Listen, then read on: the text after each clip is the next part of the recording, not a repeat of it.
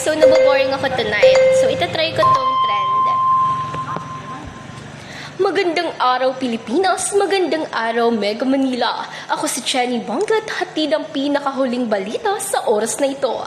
Nag-anunsyo ang kagawaran ng edukasyon ng malaking pagbabago sa wikang panturo para sa mga batang mag-aaral.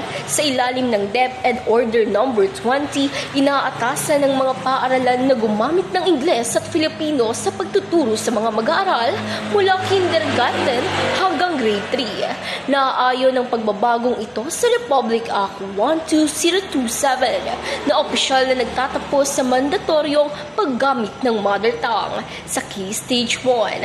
Ayon kay Education Secretary Sonny Angara, English at Filipino ang magsisilbing pangunahing medium ng pagtuturo habang gagamitin naman ng Filipino Sign Language para sa mga bingi at hard of hearing learners. Sa kabila ng pagbabago, gagamitin pa rin ng mga panrehiyong wika bilang pantulong sa paglipat ng mga mag-aaral sa iba't ibang wika gamit ang paraang tinatawag na translanguaging.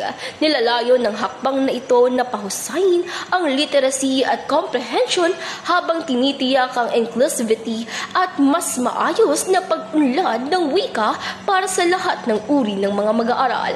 At iyan ang balita sa mga oras na ito. Magandang araw!